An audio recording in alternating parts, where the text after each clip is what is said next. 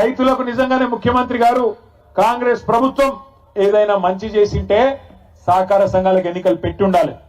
ఈ రోజు రైతు దినోత్సవం కూడా జాతీయ రైతు దినోత్సవం. ఈ రోజు ఈ జాతీయ రైతు దినోత్సవం రోజు ఒక రైతు బిడ్డగా నేను ముఖ్యమంత్రి గారిని అడుగుతా ఉన్నా, నీకు నీ ప్రభుత్వానికి మన నిజాయితీ ఉంటే, నీకు నీ ప్రభుత్వానికి నిజంగానే వ్యవసాయదారులకు ఏమైనా మంచి చేసినామనే నమ్మకం ఉంటే, దమ్ముంటే సహకార ఎన్నికలు పెట్టమని చెప్పి గట్టిగా నల్లగొండ వేదికగా నేను డిమాండ్ చేస్తా ఉన్నా. తప్పించుకోవచ్చు, కొన్ని రోజులు అధికారం ఉంది కదా, నామినేషన్ల ద్వారా పదవులు నింపుకున్నాం కదా అనే ఒక తొంపుతో తప్పించుకోవచ్చు. కానీ వాళ్ళ రాష్ట్రంలో ఉన్న వ్యవసాయదారులందరూ, వ్యవసాయ కూలీలు గాని వ్యవసాయదారులు గాని అందరూ తీవ్రమైన కోపంతో ఉన్నారు. ఆ కోపం కొద్దిగా సర్పంచ్ ఎన్నికల్లో కనబడ్డది. సహకార ఎన్నికలు పెడితే రైతులు కర్రుగాల్చి వాత పెడతారనే భయంతో ఇలా నామినేటెడ్ పద్ధతుల్లో ఆ పదవులు నింపుకునే ప్రయత్నం చేస్తా ఉన్నాడు ముఖ్యమంత్రి గారు. 2 ఏళ్ళు అయిపోయింది. ఏం చేసిండ్రు 2 ఏళ్ళు ఈ ముఖ్యమంత్రి గారు? కాంగ్రెస్ ప్రభుత్వం కేవలం టైం పాస్ కాలక్షేపం కార్యక్రమాలు తప్ప ఏమీ లేదు. రోజుకొక లీక్ ఇస్తారు. ఇగో ఈ కేసు ఆ కేసు ఆ కేసు ఈ కేసు 2 ఏళ్లుగా కేసుల చుట్టూనే నడుపుతున్నాడు ప్రభుత్వాన్ని తప్ప ప్రజలకు పనికొచ్చే ఒక్క కార్యక్రమం కూడా లేదు. పోనీ ఆ కేసులన్నా ధైర్యంగా పెడతాడా మొగోడిలాగా అంటే అది కూడా శాత కాదు. రోజు ఒక లీక్, ఇగో ఈ కేసు ఇస్తారంట, ట్యాపింగ్ అంట, నోటీస్ అంట. రారాదు కెమెరా ముంగటికి ముఖ్యమంత్రి దమ్ముంటే మొగాడి అయితే రా, వచ్చి చెప్పు, ఇగో ఈ కేసులో కేసు పెడుతున్నా అని చెప్పు. రోజు చూడండి శిఖండి రాజకీయాలు తప్ప మగాడిలాగా మగతనంత రాజకీయాలు చేసే దమ్ము మాత్రం లేదు. రా ముందుకు రా, కెమెరాల ముంగటికి రా. చిట్ చాట్ల వెనకాల దాక్కునుడు ఎందుకు? ముఖం ముంగ పెట్టుకొని రా ముంగటి, కెమెరా ముంగటికి వచ్చి ఇగో ఈ కేసులో నేను కేసు పెడుతున్నా, నేనే పోలీసు వాళ్ళకి చెప్పినా, నోటీస్ ఇస్తున్నా, నేనే అవసరమైతే జైల్లో పెడతాను. హోంమంత్రి కూడా నువ్వే కదా, వచ్చి చెప్పు ముంగటికి వచ్చి. అది చేత కాదు. వెనకాల కూర్చొని చిట్ చాట్ల పేరిట, కాలక్షేపం కబుర్ల పేరిట ఇలా టైం పాస్ చేస్తా ఉన్నాడు ముఖ్యమంత్రి. ఎందుకో కూడా మీకు తెలుసు ఈ కాలక్షేపాలు, ఎందుకు ఈ డైవర్షన్ గేమ్లు అనేది. ఎందుకంటే ఇవాళ ప్రజలు అడుగుతున్నారు, 6 గ్యారంటీలు అంటివి, 100 రోజులు అంటివి ఏమాయ నాయనా అని అడుగుతున్నారు. సర్పంచ్ ఎన్నికల్లోనే 40% మందికి ఇవాళ బుద్ధి చెప్పినరు. బ్రహ్మాండంగా కాంగ్రెస్ నాయకులను ఎక్కడికక్కడ నిలదీసిరు. అందుకే రోజొక్క టైం పాస్ కార్యక్రమం పెట్టకపోతే ప్రజలు నిలదీస్తారు, అడుగుతారు. పాలమూరు రంగారెడ్డి ఎత్తిపోతల పథకం మీద కేసీఆర్ గారు మొన్న అరటి పండు ఒలిచి నోట్లో పెట్టినట్టు రాష్ట్రం మొత్తంలోని వ్యవసాయదారులకు అర్థమయ్యేటట్టు చెప్పిండు. ఎట్లా బీఆర్ఎస్ ప్రభుత్వం 90% పనులు పూర్తి చేసింది. పాలమూరు జిల్లాలోని 14 నియోజకవర్గాలకు, రంగారెడ్డి జిల్లాలోని 6 గ్రామీణ నియోజకవర్గాలకు, అట్లాగే మన దక్షిణ పశ్చిమ నల్లగొండలో, సౌత్ వెస్ట్ నల్లగొండలో మునుగోడు, దేవరకొండ, కొంత నల్లగొండ నియోజకవర్గం, కొంత నాగార్జున సాగర్ నియోజకవర్గానికి లాభమయ్యే విధంగా డిండి ప్రాజెక్టును కూడా అక్కడ తీసుకున్న నీళ్లతోనే ఎట్లా మేము ప్రయత్నం చేసినాం, ఎట్లా 90% పనులు పూర్తయినాయి, ఎట్లా 10% ఈ 2 ఏళ్లుగా అసలు పని చేయకుండా పండబెట్టినరు. ఇవన్నీ కేసీఆర్ గారు మీకు అర్థమయ్యేటట్టు చెప్పిండ్రు. చెప్పడం మాత్రమే కాదు, కేసీఆర్ గారు ఏమన్నారు, ఆ డిపిఆర్ అంటే డీటెయిల్డ్ ప్రాజెక్ట్ రిపోర్టు ఏదైతే దేని ఆధారంగానైతే మనం అన్ని అనుమతులు తెచ్చినామో దాన్ని కూడా తిప్పి పంపితే 6-7 నెలలుగా కనీసం మాట్లాడే తెలివి లేదు. ఆఖరికి ఆ ప్రాజెక్టుని కుదించే ప్రయత్నం చేస్తున్నావు, తెలంగాణకు ముఖ్యంగా కృష్ణా నీళ్లలో అన్యాయం తలబెట్టే ప్రయత్నం చేస్తున్నామని చెప్పి కేసీఆర్ గారు గర్జిస్తే దానికి సమాధానం చెప్పే సత్తా లేదు. సత్తా లేదు కాబట్టి ఏం చేయాలి? కేసీఆర్ మీద కేసు పెడుతున్నా అని లీక్ ఇయ్యాలి. దాంతో తెల్లారి పేపర్లను కాళ్ళు పట్టుకొని తెల్లారి తాటికాయంత అక్షరాలతోని కేసీఆర్ కు నోటీసులు అని చెప్పి తెల్లారి పేపర్లు రాయించాలి, ప్రజల దృష్టి మల్చాలి. ఇది ఆయన ఉద్దేశం. 6 గ్యారంటీల గురించి ఎవరు మాట్లాడొద్దు, రైతు బంధు గురించి ఎవరు మాట్లాడొద్దు, రైతు కూలీలకు నెలకు ఇస్తానన్న 1000 రూపాయలు, ఇందిరమ్మ ఆత్మీయ భరోసా అని బిల్డప్ ఏదైతే ఇచ్చిండో, లక్షలాది మంది రైతు కూలీలు ఏదైతే ఎదురు చూస్తున్నారో దాని గురించి మాట్లాడొద్దు. 22 లక్షల మంది కౌలు రైతులకు ఇస్తానన్న రైతు బంధు ఎందుకు బంద్ అయింది అని చెప్పి కౌలు రైతులు అడగొద్దు. తులం బంగారం ఏమైంది నాయనా అని ఆడబిడ్డలు అడగొద్దు. అట్లాగే బతుకమ్మ చీర ఏమైంది అని మహిళలు ఎవరు అడగొద్దు. నెలకి ఇస్తానన్న 2,500 ఏమైంది అని గుర్తు చేయొద్దు. 4,000 పింఛన్ అంటివి ఏడవాయరా నాయనా అని పెద్ద మనుషులు అడగొద్దు. ఇస్తానన్న 2 లక్షల ఉద్యోగాలు ఏవి అని పిల్లలు అడగొద్దు. మాకు స్కూటీలు ఇస్తానంటివి ఏవి అని ఆడపిల్లలు అడగొద్దు. అట్లాగే నిరుద్యోగ భృతి అంటే 4,000 అదెక్కడా అని పిల్లలు అడగొద్దు. ఇస్తానన్న 12 లక్షల అంబేద్కర్ అభయహస్తం దళిత బంధు తీసేసి 12 లక్షలు ఇస్తా అన్నాడు కదా కేసీఆర్ గారు. 10 లక్షలు ఇస్తే నేను 12 లక్షలు ఇస్తా అన్నాడు. ఏమైంది అని దళితులు అడగొద్దు, గిరిజనులు అడగొద్దు. అట్లాగే బీసీలకు 42% ప్రభుత్వ కాంట్రాక్టులలో, విద్యలో, ఉపాధిలో, సర్పంచ్ ఎన్నికల్లో, స్థానిక సంస్థల్లో ఇస్తానన్న రిజర్వేషన్ ఏమైందని బీసీలు అడగొద్దు. పెడతానన్న 20,000 కోట్ల బడ్జెట్ సంవత్సరానికి మొత్తం 5 ఏళ్లలో 1,00,000 కోట్ల బడ్జెట్ ఏమైంది అని బీసీలు అడగొద్దు. ఇస్తానన్న గొర్రెలేమాయ్ అని యాదవులు అడగొద్దు. తెస్తానన్న చేపలేడవాయ్ అని ముదిరాజులు గంగపుత్రులు అడగొద్దు. బీసీ డీలకెళ్ళి ఏలకు మారుస్తానో కదా ఏమాయ్ అని ముదిరాజులు అడగొద్దు. ఇట్లా 420 హామీలు ఏవైతున్నాయో వీటన్నిటి నుంచి దృష్టి మళ్లించాలంటే ఏం చేయాలి? కేసీఆర్ కు నోటీసులు ఇవ్వాలి. అందుకే ఇలా నోటీసులు ఇచ్చి ప్రజలను మళ్ళొక్కసారి పత్రికలను మేనేజ్ చేసి, టీవీలను మేనేజ్ చేసి గందరగోళం చేసే ప్రయత్నం చేస్తున్నాడు ముఖ్యమంత్రి. దయచేసి నేను మీ అందరికి ఒకటే విజ్ఞప్తి చేస్తున్నా. మహాభారతంలో చెప్తారు, అర్జునుడు విలువిద్య నేర్చుకునేటప్పుడు ఒకటే మాట చెప్తారట వాళ్ళ గురువు గారు ద్రోణాచార్యుడు. ఏమని? నీ మొత్తం దృష్టి చిలుక కన్ను మీదనే ఉండాలి, కొడితే చిలుక కన్నునే కొట్టాలి తప్ప ఇంకేది కనబడద్దు. చెట్టు కనబడద్దు, చెట్టు మీద ఉన్న దానికి ఉన్న మరి కొమ్మలు కనబడద్దు, కొమ్మ చుట్టూ ఉన్న ఆకులు కనబడద్దు, ఏది కనబడద్దు. ఆ చెట్టు మీద కూర్చున్న చిలుక కన్నుకే కొట్టాలి అని చెప్పి తదేక దీక్షతోని దృష్టి పెట్టి కొట్టుమనేది అయితే చెప్తాడో మన కేసీఆర్ గారు కూడా మీకు అదే చెప్పమని చెప్పిండు నల్లగొండలో. ఒకటి మన దృష్టి మన మీద ఎన్నన్న కేసులు పెట్టుకొని, కేసులు పెట్టని, అవసరమైతే జైలుకు పంపని, ఏమన్నా గాని కానీ కాంగ్రెస్ ను మాత్రం ప్రజాక్షేత్రంలో 420 హామీలు అమలు చేసేదాకా నల్లగొండ మహబూబ్ నగర్ జిల్లా రైతాంగానికి కృష్ణా జలాల్లో న్యాయం జరిగేదాకా వదిలిపెట్టే సమస్య లేదు. పోరాటం ఎంత దాకైనా పోదామనే మాట కూడా నేను మళ్ళొక్కసారి మీకు విజ్ఞప్తి చేస్తా ఉన్నా. భయపడకండి, ఎవ్వరితో ఏం కాదు. కాంగ్రెస్ వాళ్ళకి అంత ధైర్యం కూడా లేదు. కేసీఆర్ గారు గర్జిస్తే ఈ జిల్లా మంత్రులు, నీళ్ల మంత్రి కూడా ఈ జిల్లాలోనే ఉన్నాడు. పాపం ఆయనకు నీళ్ల గురించి కూడా తెలియదు. నిన్న ప్రెస్ మీట్ పెట్టి నేను చూస్తా ఉంటే ఆయనకి ఏం తెలియదు. ఏమన్నంటే నేను ప్రిపేర్ అయ్యి రాలే, రేపు వస్తా అంటాడు. మళ్ళా ఒక ఆయననేమో ప్రిపేర్ అయ్యి రాడు, ఇంకొక ఆయనేమో నీళ్లు వాటర్ నేను ఎక్కువ చెప్పా ఆయన గురించి. గిసంటోళ్ళు ఈ జిల్లా మంత్రులు. ఏం తెలుసు వీళ్ళకు? నీళ్ల గురించి తెలుసా? ప్రజల అవస్థల గురించి తెలుసా? అడ్డమైన అబద్ధాలు చెప్పి అర్రాసు పాట వాడి ఇవాళ అడ్డదారిలో అధికారంలోకి వచ్చి కూర్చున్నారు. మీదికెళ్ళి ఇవాళ హుంకరిస్తా ఉన్నారు, బెదిరించే ప్రయత్నం చేస్తున్నారు. బెదిరింపులు అంటే మామూలు బెదిరింపులు కాదు. ఇక్కడే ఎల్లారెడ్డిగూడెంలో యాదగిరిని, ఎల్లమ్మగూడెంలో యాదగిరిని ఏ రకంగా అవమానించిండ్రో ఒక యాదవ సోదరుణ్ణి మీ కళ్ళ ముంగట్నే ఉన్నది. లింగంపల్లిలో, సూర్యాపేట జిల్లాలోని నూతనకల్లి మండలం లింగంపల్లిలో మల్లయ్య యాదవ్ గారిని కిరాతకంగా హత్య చేసినారు. అట్లాగే చిన్న కాపర్తిలో ఇప్పుడే లింగయ్య గారు చెప్పినట్టు గెలిచిన వాళ్లను పోస్టల్ బ్యాలెట్లను లెక్క పెట్టకుండా ఓడించినట్టు ప్రకటించినారు. అట్లా చాలా గ్రామాల్లో, ఇక్కడ నారాయణపురంలో గాని ఇంకా చాలా గ్రామాలలో ఇవాళ ఈ అరాచకంతో రీకౌంటింగ్ చేసి మొదలు గెలిచిన వాళ్లను తర్వాత ఓడిపోయిన వాళ్ళుగా ప్రకటించి ఆ రకంగా కూడా అన్యాయం చేసినారు. ఇవాళ బెదిరింపులు పనిచేయకపోవడంతో కొత్త కథ ఎత్తుకున్నారు. ఏమని? మీకు ఇందిరమ్మిన్లు ఇయ్యం, మీకు ఫలానాది ఇయ్యం, మీరు సర్పంచులందరూ మాతోనే వస్తేనే రేపటి రోజున మీకేమైనా ఉంటుందని చెప్తున్నారు. నేను మీ అందరికీ ఒకటే గెలిచిన మా గౌరవ సర్పంచులకు, ఉప సర్పంచులకు ప్రత్యేకంగా నేను విజ్ఞప్తి చేస్తా ఉన్నా. ఒక్కసారి మీరు పరిస్థితి గమనించండి. గెలిచిన కాంగ్రెస్ ఎమ్మెల్యేలకే ఇవాళ దిక్కు లేదు అక్కడ. మీరు చూడండి, నేను చెప్పేది అబద్ధం కాదు. ఒక ఎమ్మెల్యే గారు, కాంగ్రెస్ ఎమ్మెల్యే నిజామాబాద్ జిల్లాలో, కామారెడ్డి జిల్లాలో, ఇక రేవంత్ రెడ్డి గారు నిధులు ఇస్తలేడు అభివృద్ధికి అని చెప్పి ప్రపంచ బ్యాంకుకు ఉత్తరం రాసిండు ఆయన. అయ్యా నాకు ఒక 100 కోట్లు ఇవ్వండి, మా ముఖ్యమంత్రి గారు పైసలు ఇస్తలేడు, అభివృద్ధికి పైసలు లేవంట అని ఆయన ఉత్తరం రాసుకున్నాడు. అట్లాగే ఇంకొక ఎమ్మెల్యే గారు, మహబూబ్ నగర్ జిల్లా ఎమ్మెల్యే గారు, కాంగ్రెస్ ఎమ్మెల్యే ఎన్ఎం శ్రీనివాసరెడ్డి, ఆయన కుల్లా చెప్తున్నాడు కాంగ్రెస్ ఎమ్మెల్యేలకు పైసలు లేవు, ప్రభుత్వం దగ్గర డబ్బులు లేవు, మాకు పెళ్లిళ్లకు పేరెంటాలకు పోవడం తప్ప మాకు ఏ పని లేకుండా పోదు అని చెప్పి ఆ ఎన్ఎం శ్రీనివాసరెడ్డి గారు చెప్తా ఉన్నాడు.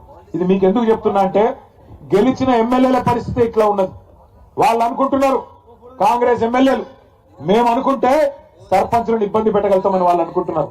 కానీ మీకు రక్షణగా నిలబడేది, మీకు రక్షణకు వచ్చేది, మీ హక్కులను కాపాడేది ఒకరే ఒక్కరు, డాక్టర్ బాబాసాహెబ్ అంబేద్కర్ రాసిన రాజ్యాంగమే మీకు ఇలా హక్కుగా అండగా నిలబడుతుందని చెప్పి మాట నేను విజ్ఞప్తి చేస్తా ఉన్నా. ఈ పైసలు ఏవైతే వాళ్ళు చెప్తున్నారో నేను ఇయ్యా ఇచ్చేస్తా అచ్చేస్తా అని ఎవడి అబ్బ సొమ్ము కాదు, ఎవడి అత్త సొమ్ము కాదు. ప్రజల పైసలు, పన్నుల రూపంలో ప్రజలు కట్టిన పైసలను మళ్ళీ తిరిగి వారి కోసమే ఖర్చు పెట్టడం ప్రజాప్రతినిధులుగా మన బాధ్యత. ప్రజాప్రతినిధులుగా ఇవాళ దేశంలో 5 అంచెల్లో ప్రభుత్వాలు ఉన్నాయి. ఢిల్లీలో కేంద్ర ప్రభుత్వం ఉన్నది. ప్రధానమంత్రి గారు, మంత్రి మండలి, ఎంపీలు ఢిల్లీలో ఉంటారు. రాష్ట్రంలో రాష్ట్ర ప్రభుత్వం ఉంటది. ముఖ్యమంత్రి గారు, మంత్రి మండలి, ఎమ్మెల్యేలు, ఎమ్మెల్సీలు రాష్ట్రంలో ఉంటారు. కొద్దిగా కిందికి వస్తే జిల్లా పరిషత్, ఇప్పుడు జిల్లా పరిషత్ లేదు కానీ ప్రభుత్వం జిల్లా పరిషత్ రూపంలో ఉంటది. ఇంకొద్దిగా కిందికి వస్తే మండల పరిషత్తు, మున్సిపాలిటీలు, ఇక్కడ మండల పరిషత్తు, అక్కడ మున్సిపాలిటీలు. ఇంకా కొద్దిగా కిందికి వస్తే గ్రామ స్థాయిలో గ్రామ పంచాయతీల్లో మీరే బాసులు. ఈ మాట ఎందుకు అంటున్నా అంటే రాజ్యాంగంలోనే అంబేద్కర్ గారు రాసినారు 5 అంచెల ప్రభుత్వం గురించి. ఈ 5 అంచెల ప్రభుత్వంలో రాష్ట్రానికి ముఖ్యమంత్రి ఎట్లనో గ్రామానికి సర్పంచ్ గారు అట్లా అనే మాట నేను విజ్ఞప్తి చేస్తా ఉన్నా. మీకు వచ్చే నిధులు మీకే వస్తాయి, మీ హక్కుగా. ఇది ఎవరో మీకు భిక్షమేస్తేనో, ఎవరో మీకు ఇట్లా చేయి విధులిస్తేనో వచ్చేది కాదు. ఫైనాన్స్ కమిషన్ ద్వారా రాజ్యాంగం ప్రకారం ఇవాళ ఢిల్లీలో రూపాయి విడుదలైతే ఫైనాన్స్ కమిషన్ డబ్బులు 85 పైసలు డైరెక్ట్ గా గ్రామ పంచాయతీ అకౌంట్లకే వస్తాయి. 10 పైసలు మండల పరిషత్ అకౌంట్ లోకి పోతాయి. 5 పైసలు మాత్రమే మీకు జిల్లా పరిషత్ అకౌంట్ లోకి వస్తాయి. జిల్లా పరిషత్ కు, మండల పరిషత్ కు కొన్ని వేరే నిధులు కూడా వస్తాయి. కేసీఆర్ గారి ప్రభుత్వం ఉన్నప్పుడు ఏ రకంగా ఉండేది గ్రామాల పరిస్థితి ఒక్కసారి గుర్తు తెచ్చుకోండి. బ్రహ్మాండంగా రూపాయి ఢిల్లీ నుంచి ఫైనాన్స్ కమిషన్ డబ్బులు విడుదలైతే రాష్ట్రంలో పల్లె ప్రగతి పేరిట కేసీఆర్ గారు ప్రోగ్రాం పెట్టి ఆ రూపాయికి ఇంకొక రూపాయి తోడేసి జీతం ఇచ్చినట్టే మొదటి వారంలోనే మీకు గ్రామ పంచాయతీ ఖాతాల్లో డబ్బులు డిపాజిట్ అయ్యేది. సర్పంచులకు నిధులు ఇవ్వడమే కాదు, విధులు కూడా గుర్తు చేయాలన్న ఉద్దేశంతో ప్రతి గ్రామంలో మంచి పనులు కేసీఆర్ గారి నాయకత్వంలో 10 ఏళ్లు మనం చేసుకున్నాం. చెట్లు పెట్టుకున్నాం. ఇవాళ ఏ ఊరికి పోయినా బ్రహ్మాండంగా చెట్లు మనకు స్వాగతం పలుకుతా ఉన్నాయి. 270 కోట్ల మొక్కలు కేసీఆర్ గారి నాయకత్వంలో తెలంగాణకు హరితహారం అనే పేరిట రాష్ట్రం మొత్తంలో పెట్టుకున్నాం. దేశంలో ఎక్కడ లేదు. ప్రతి గ్రామానికి ఒక నర్సరీ, ప్రతి గ్రామంలో ఒక నర్సరీ, ప్రతి గ్రామంలో చెత్తను సేకరించడానికి ఒక ట్రాక్టర్, ఆ మొక్కలకు నీళ్లు పోయడానికి, మనం హరితహారంలో పెట్టిన మొక్కలకు నీళ్లు పోయడానికి ఒక ట్యాంకర్, అట్లాగే ఆ చెత్తను పారేయడానికి ఒక డంపింగ్ యార్డ్. మనుషులు చనిపోతే భారతదేశంలో ఎక్కడా లేదు. ప్రతి గ్రామంలో ఒక వైకుంఠ ధామం, అట్లాగే పిల్లలు ఆడుకోవడానికి క్రీడా ప్రాంగణం, పెద్ద మనుషులు తిరగడానికి ఒక పార్కు, పల్లె ప్రకృతి వనం. భారతదేశంలో ఎక్కడా ఒక గ్రామంలో ఇన్ని సౌలతులు లేవు. అందుకే కేసీఆర్ గారి నాయకత్వంలో తెలంగాణ పల్లెలను మనం అద్భుతంగా మార్చుకున్నాం. కాబట్టే భారతదేశంలో ఉత్తమ గ్రామ పంచాయతీలు ఎక్కడ ఉన్నాయి అని కేంద్ర ప్రభుత్వం లెక్కదీస్తే టాప్ 20 మొదటి 20 ఎక్కడున్నాయని లెక్కదీస్తే 20కి 20 తెలంగాణలో ఉన్నాయి కేసీఆర్ గారి నాయకత్వంలో అని కేంద్ర ప్రభుత్వమే మనకు కితాబిచ్చింది. 3% కంటే తక్కువ జనాభా భారతదేశంలో తెలంగాణ. కానీ ఉత్తమ గ్రామ పంచాయతీలకు అవార్డులు ఇస్తే జాతీయ పంచాయతీరాజ్ దినోత్సవం నాడు 3% జనాభా ఉన్న తెలంగాణ 30% అవార్డులు గెలుచుకున్నది అంటే దానికి కేసీఆర్ గారి దక్షత, నాయకత్వ పటిమనే కారణం. ఇవాళ సర్పంచులను నేను కోరుతా ఉన్నా, కేసీఆర్ గారు ముఖ్యమంత్రిగా లేకపోవచ్చు, కానీ వారు చూపిన బాట మీ కళ్ళ ముంగట్నే ఉన్నది. ఊరుని ఎట్లా నడపాలి, ఎట్లా పారిశుద్ధ్యం మెయింటైన్ చేయాలి, ఎట్లా నీళ్లు అందించాలి అని మీకోసం ఊరూరా ట్యాంకులు కట్టిండు. ఒకప్పుడు నాకు బాగా గుర్తున్నది, 2009లో నేను మొదటిసారి ఎమ్మెల్యే అయింది కూడా ఎండాకాలం, ఏప్రిల్ మేలో గెలిచినాం. గెలిచినాక ప్రామిస్ చెప్తున్నా మీకు, నంబర్ నేను చెప్తే ఊరికి పోవాలంటే భయం అవుతుండే. ఎండాకాలంలో ఊరికి పోతే ఎక్కడికక్కడ రోడ్డు కడ్డంగా ఖాళీ కుండలు, ఖాళీ బిందెలు, మొత్తం మహిళలందరూ అడ్డం తిరిగేది. అన్నా మా ఊర్లో నీళ్లు లేవు, మా ఊర్లో 2 బోర్లు లేపి 2 మోటార్లు పెట్టి అని గడబడి చేసేది. ఇలా మీరు అదృష్టవంతులు సర్పంచులు, మీకు ఆ బాధ లేదు. మిషన్ భగీరథ పేరుతో 40,000 కోట్లతో ఇదే నల్లగొండ జిల్లాలో ఉన్న ఫ్లోరోసిస్ ను రూపు మాపిన నాయకుడు మన నాయకుడు కేసీఆర్ గారు. ఇంటింటికి నల్లా పెట్టి కృష్ణా నీళ్ళని తీసుకొచ్చి మా ఆడబిడ్డలకు ఇవాళ గోస లేకుండా చేసిన నాయకుడు కేసీఆర్ గారు. అందుకే అంటున్నా నేను, మీకు గతంలో ఉండే సర్పంచులకు ఉండే బాధ, గోస మీకు లేదు. లేకపోతే ఎండాకాలం వచ్చింది అంటే సర్పంచుల బాధ అంతా ఏ బాయి కిరాయికి తీసుకోవాలి, ఏ వ్యవసాయ బాయిని తీసుకొని వాటి కిరాయి ఎట్లా ఇవ్వాలి, ఎట్లా మోటార్లు పెట్టాలి, ఎట్లా నీళ్లు అందించాలి, ఇదే బాట ఉంటుండే. ఇక పట్టణాల్లో అయితే వాటర్ ట్యాంకర్లు తప్ప ఇంకో దిక్కు లేకుండే. ఇలా బాధ పోయింది. అట్లే కరెంటు కష్టం ఉండే, ఆ కరెంటు కష్టం కూడా పోయింది. ట్రాన్స్ఫారంలు కాలుడు, మోటార్లు వేలుడు, ఈ లొల్లెంత పోయింది. మళ్ళా కాంగ్రెస్ అనే దరిద్రం వచ్చినాక మళ్ళా శురువైంది. నాకు తెలుసు. ఇదంతా ఎందుకు చెప్తున్నా మీకంటే, కేసీఆర్ గారు మీకు చూపెట్టిన బాట మీకు కళ్ళ ముంగట్టుంది. ఊరు ఎట్లా పరిశుభ్రంగా ఉండాలి, చెట్లు ఎట్లా పెంచాలి, ఊర్లో కార్యక్రమాలు ఎట్లా చేయాలి, ఇవన్నీ కూడా మీ అందరికి అవగాహన ఉంది. కానీ ఒక్క విషయం దయచేసి గుర్తుపెట్టుకోండి, ఇందిరమ్మ ఇండ్లైనా ఇంకోటైనా పెన్షన్లు ఇచ్చేదైనా ఇంకోటైనా అదెవరో మీ ఎమ్మెల్యేనో ఎంపీనో ఎవరో చేసే పని కాదు. ఆ కార్యక్రమం కూడా మీరే బాసులు. దానికి ఎక్కడ పెట్టాలి లిస్టు? ఇందిరమ్మ ఇండ్ల లబ్ధిదారులది ఎక్కడ పెట్టాలి? గ్రామ పంచాయతీలో. ఎవరు తీర్మానం చేయాలి? మీరే తీర్మానం చేస్తే లెక్క చెల్లుతా తప్ప నిన్నటి దాకా ఒక లెక్క, రేపటి నుంచి ఒక లెక్క అనే మాటని గుర్తు చేస్తున్నాం. నిన్నటి దాకా మీరు లేరు, వాళ్ళు ఆడింది ఆట పాడింది పాట. ఇప్పుడు మీరు వచ్చిండ్రు, ఒకటి రెండు రాలే. మీరు ఇగో మీ జిల్లాలో ఎంతమంది వచ్చిర్రంటే కొద్దిగా అనుమాన పక్షులు ఎక్కువ ఉన్నారు కాంగ్రెస్ వాళ్ళు కాబట్టి చదువుతున్నాం. నల్లగొండలో 23 మంది సర్పంచులు నల్లగొండ నియోజకవర్గంలో, ఎందుకంటే ఇక్కడ సర్పంచుల సంఖ్యనే తక్కువ. మిర్యాలగూడలో 40, నాగార్జున సాగర్ లో 39, దేవరకొండలో 70, నకిరేకల్లో 27. దేవరకొండలో జోష్ మీద రా.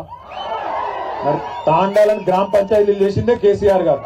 ఇవాళ మీ తాండాలో మీ రాజ్యం వచ్చిందంటే మా నాయకులు, మా రవీంద్ర నాయక్ అన్న గాని మా నాయకులందరూ ఇవాళ ఏ ఊరికి ఆ ఊరు సర్పంచులు అవుతున్నారంటేనే దానికి కారణం ఎవరు?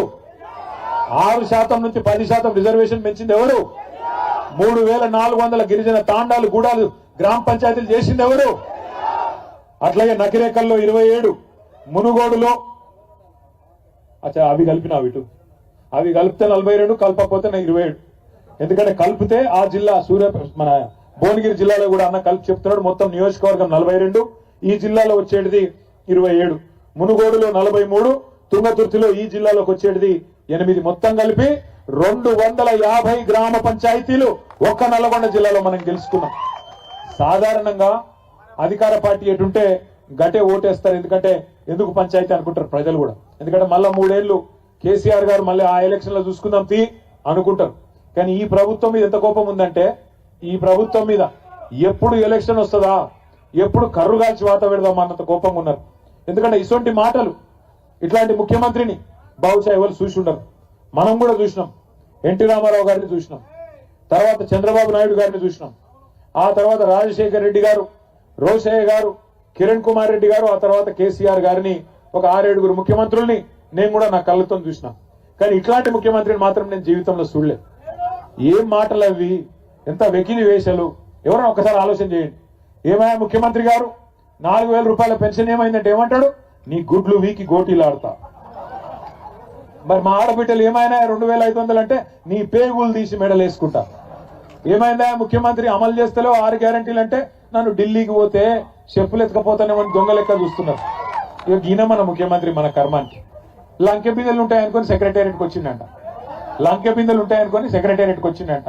వెనకటికి ఎవడో ముఖం బాగా లేకపోతే అద్దం బల కొట్టిందంట. గట్లున్నది ఈయన కథ. ఎందుకు చెప్తున్నా ఈ మాట అంటే, ఒకటే దొంగ ప్రచారం నేర్చుకున్నారు కాంగ్రెస్ వాళ్ళంతా. కిందికేంచి మీ దాకా ఊర్లలో మొదలు పెడితే కాంగ్రెస్ వాడు ముఖ్యమంత్రి దాకా ఒకటే ప్రచారం. కేసీఆర్ అప్పులపాలు చేసిపోయిండు. ఏడ అప్పులపాలు చేసిండు? నేను చెప్తలేను కదా. నిన్నగాక మొన్న బీజేపీ ఎంపీ ఒక ఆయన ప్రశ్న అడిగిండు కేంద్ర ప్రభుత్వాన్ని, కేసీఆర్ చేసిన అప్పెంత? ఎందుకంటే ముఖ్యమంత్రి ఏదో లెక్కలు చెప్తుండు, నిజమా కాదా అని చెప్పి మోడీ ప్రభుత్వాన్ని వాళ్ళ ఎంపీ అడిగితే మోడీ ప్రభుత్వం ఏం చేసింది? RBI, reserve bank of India, మొత్తం భారతదేశంలో ఉన్న బ్యాంకులన్నిటికీ వాళ్ళే పెద్దోళ్ళు, వాళ్ళని అడిగింది. కాగని ఇంకోటి ఉంటది, కంట్రోలర్ అండ్ ఆడిటర్ జనరల్, మొత్తం లెక్క పత్రం తీసేది వాళ్ళు. ఏ రాష్ట్రం ఎంత ఖర్చు పెడుతున్నది, ఎంత అప్పు చేస్తున్నది లెక్కలు తీస్తారు వాళ్ళు. వాళ్ళిద్దరిని అడిగి పార్లమెంట్ లో చెప్పింది. నేను చెప్తున్న కథ కాదు, బీఆర్ఎస్ కథ కాదు. ఏం చెప్పిర్రంటే, కేసీఆర్ అధికారంలోకి వచ్చిన మొదటి రోజు జూన్ 2, 2014 నాడు తెలంగాణ రాష్ట్రం నెత్తి మీద ఉన్న అప్పు 80,000 కోట్లు. 72,000 కోట్లు. 72,000 కోట్లు. కేసీఆర్ దిగిపోయిన నాడు ముఖ్యమంత్రిగా డిసెంబర్ 3, 2023 నాడు మొత్తం అప్పు తెలంగాణ రాష్ట్రం మీద 3,50,000 కోట్లు. మరి 3,50,000 కోట్లు మొత్తము, అందులో 72 మాకు వారసత్వంగా విరాసత్తుగా ఇచ్చింది. తీసేస్తే ఎంత? 2,80,000 కోట్లు. మరి 2,80,000 కోట్ల అప్పును రేవంత్ రెడ్డి 8 లక్షల కోట్లు అంటాడు, బట్టి విక్రమార్క 7 లక్షల కోట్లు అంటాడు, ఇంకొక ఆయన 6 లక్షలు అంటాడు. వాళ్ళ నోటికి ఎంత వస్తే అంత. ఇలా కేంద్ర ప్రభుత్వం చెప్పే కాగి లెక్కలు నిజమా, ఈ సన్నాసులు చెప్పే కాకి లెక్కలు నిజమా, ఊరూర చర్చ పెట్టాల్సిన బాధ్యత మన మీద ఉన్నది. అవును, కేసీఆర్ అప్పు చేసిండు, 2,80,000 కోట్లు అప్పు చేసిండు. ఏం చేసిండు మరి అప్పు చేసి? 73,000 కోట్ల రూపాయలు రైతుల ఖాతాల్లో రైతు బంధు రూపంలో టింగు మన నాట్లేసే టైంకు పట్టాయా లేవా? కేసీఆర్ ఉన్న 2 సార్లు రుణమాఫీ, 30,000 కోట్లతో రుణమాఫీ చేసిండు, 2 సార్లు లక్ష రూపాయలు. అట్లాగే 93,000 కోట్ల రూపాయలు పెట్టి కాళేశ్వరం ప్రాజెక్టు కట్టిండు. 27,000 కోట్ల రూపాయలు పెట్టి పాలమూరు రంగారెడ్డి ఎత్తిపోతల పథకం బ్రహ్మాండంగా 90% పూర్తి చేసిండు. మీ జిల్లాలో దామెర చెర్లలో విద్యుత్ కేంద్రం, అతి పెద్ద విద్యుత్ కేంద్రం భారతదేశంలోనే, ఇవాళ 40,000 కోట్ల రూపాయలతోని ఇక్కడ కట్టిండు. మీ జిల్లాలో ఒక్క మెడికల్ కాలేజీ లేకుండే, ఉమ్మడి నల్లగొండ జిల్లాలో కేసీఆర్ గారు వచ్చేదాకా ఒక్క మెడికల్ కాలేజీ లేని ఉమ్మడి నల్లగొండలో బ్రహ్మాండంగా 1 కాదు 3, సూర్యాపేటలో, నల్లగొండలో, భువనగిరిలో 3 ప్రభుత్వ మెడికల్ కాలేజీలు, 3 ప్రభుత్వ నర్సింగ్ కాలేజీలు కేసీఆర్ గారు పెట్టిండు. అప్పు చేసిండు. అవును, 1022 గురుకుల పాఠశాలలు పెట్టిండు. 6.5 లక్షల మంది పిల్లలకు ఒక్కో పిల్లాడి మీద 1,20,000 రూపాయలు ఖర్చు పెట్టి బ్రహ్మాండంగా ప్రపంచంతో పోటీపడే పౌరులుగా వాళ్ళని తయారు చేసిండు. 7,000 మంది పిల్లలకు అంబేద్కర్ ఓవర్సీస్ స్కాలర్షిప్ పేరు మీద 20 లక్షల రూపాయలు వాళ్ళు విదేశీ విద్యను అభ్యసించేందుకు 7,000 మంది పిల్లలకు ఇచ్చిండు. అవును, అప్పు చేసిండు. 15 లక్షల మంది ఆడబిడ్డలకు కళ్యాణ లక్ష్మి పేరుతో, షాదీ ముబారక్ పేరుతో మేనమామలాగా పెళ్లి చేసిండు. అవును, అప్పు చేసిండు. 15 లక్షల తల్లులకు కేసీఆర్ కిట్ ఇచ్చిండు. నేను అడుగుతున్నా రేవంత్ రెడ్డి, దమ్ముంటే చెప్పు, కేసీఆర్ గారు 2,80,000 కోట్ల అప్పు చేసి ప్రజలను ఒక తండ్రిలాగా కాపాడుకున్నాడు. నువ్వు వచ్చి 2 ఏళ్ళ, కేసీఆర్ 10 ఏళ్లలో 2,80,000 కోట్ల అప్పు చేస్తే నువ్వు 2 ఏళ్లలో 2.5 లక్షల కోట్ల అప్పు చేసినావు. ఏం చేసినావు చెప్తావా? ఒక ఇటుక పెట్టినవా? ఒక కాలువ తవ్వినవా? ఒక చెరువు తవ్వినవా? ఒక మంచి పని చేసినవా? ఒక హామీ నిలబెట్టుకున్నావా? ఏం చేసినావు? దయచేసి చెప్పు ప్రజలకు. శ్వేత పత్రాలు ప్రచురించి దమ్ముంటే చెప్పు. ఇవాళ ఎంతసేపు కేసులు పెడతా, పోలీసులను అడ్డం పెట్టుకొని బతుకుతా, ఎన్ని రోజులు తిరుగుతావు అట్లా? 2 ఏళ్ళు అయిపోయింది, నీ హనీమూన్ పీరియడ్ అయిపోయింది, ఇక అసలు కథ మొదలున్నది. అందుకే కేసీఆర్ గారు మొన్న చెప్పిండ్రు, నిన్నటి దాకా ఒక లెక్క, రేపటి నుంచి ఇంకో లెక్క. నల్లగొండ నుంచే కథన బేరి మోగిస్తాం. కృష్ణా జలాల్లో జరుగుతున్న అన్యాయం మీద నల్లగొండ నుంచే కేసీఆర్ గారు మరి యుద్ధం ప్రకటించబోతా ఉన్నారు. తొందరలోనే మన మునుగోడు దేవరకొండ మధ్యలో ఏదో ఒక ప్రాంతంలో మన జిల్లా నాయకత్వంతో మాట్లాడి అక్కడ ఒక బహిరంగ సభ కూడా ఉంటది. దానికి పెద్దలు కేసీఆర్ గారు కూడా వస్తా ఉన్నారు. మీరందరూ కూడా దయచేసి మరి కథానాయకుల మాదిరిగా కదిలి రావాలని చెప్పి కోరుతూ, గెలిచిన సర్పంచులకు చివరిగా నాది ఒకటే ఒక విజ్ఞప్తి, మీరెవ్వరూ భయపడే అవసరం లేదు, ఎలాంటి పంచాయతీ పెట్టుకునే అవసరం లేదు.